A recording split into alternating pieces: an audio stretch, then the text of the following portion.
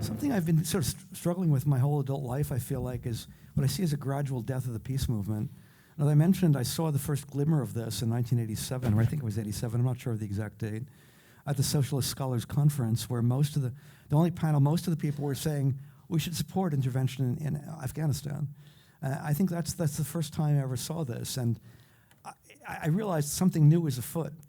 And you gradually got the death of the peace movement. The only exception, Gaza's an exception. Actually, the Israel-Palestine issue is an exception. But generally speaking, the peace movement is dead and buried, at least as a left-wing entity.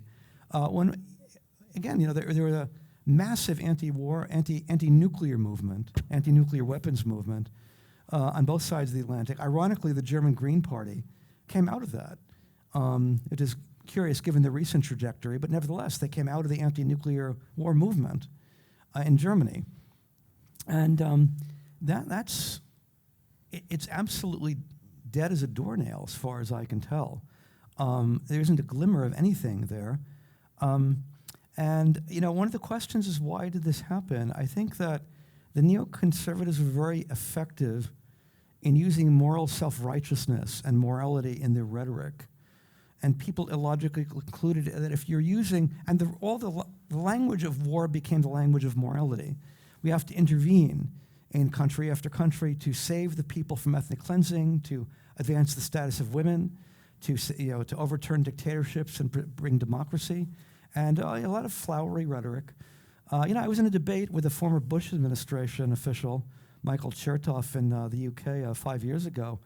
And, he sounded like the arch moralist. He sounded like, I don't know, the Pope or something like that. And and this is the way war has been justified. There's been a new rhetorical style that emphasizes morality and moral self-righteousness. And it seems as though this really has been very effective with the left, in that almost all the language of the left is moral self-righteousness these days.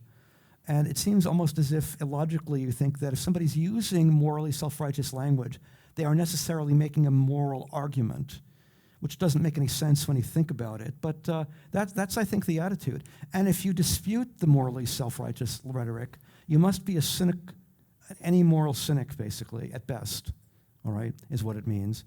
And, that's the situation we're in right now.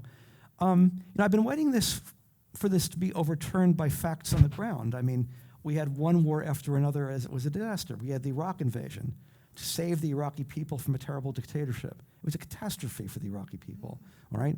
It cost, I think, $5 trillion, which is more than the GDP of Great Britain, wasted for nothing, all right? 1 million Iraqis died for nothing, all right? We had the Afghanistan war. Okay, it went on for 20 years, but in some measures, the longest war in American history. All right, for nothing. And we exited that war in humiliation. By the way, one of the reasons I think we provoked Russia to invade Ukraine was to make up for the humiliation of the exit from Afghanistan. Then there was Libya, which was another disaster. And so it's amazing that there's been no discrediting of the idea of intervention based upon the disastrous interventions we've had. None of the people who've argued for these interventions have lost credibility, which is incredible. And they're still making policy. The same people who did these other disasters and being treated as if they're serious people. It's kind of mind-blowing, but there we are. And so I just wonder, it's just a guess. The Ukraine war, there's no scenario where, there's only one scenario where this doesn't happen, but almost every scenario would involve Russia winning this war. I don't see any way around it. The only exception would be nuclear war. All right, if we have nuclear war, that's a different story. But short of nuclear war, Russia's going to win this war, and it's very clear, right? And very likely in the next few months. And when that happens, then I think European and American elites will be caught with their pants down, all right, with their pants down, all the way down. And they have no credibility, especially in Germany. I mean, Germany's economy has been severely damaged by the policy they've been following in Ukraine. They've been, probably for the long term, they've been deindustrialized to a significant degree. They may never recover their former economic dynamism. And the public might ask, why on earth did Germany pursue this policy? And it was done at the public's expense.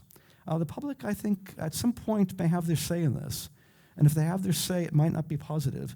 And so I'm wondering if we might finally be reaching the point of reckoning where when the war is lost in Ukraine, and clearly and unambiguously lost. The public might have a say in this, and might be demanding investigations as to what happened and why these lies were told and how many of these things were lies.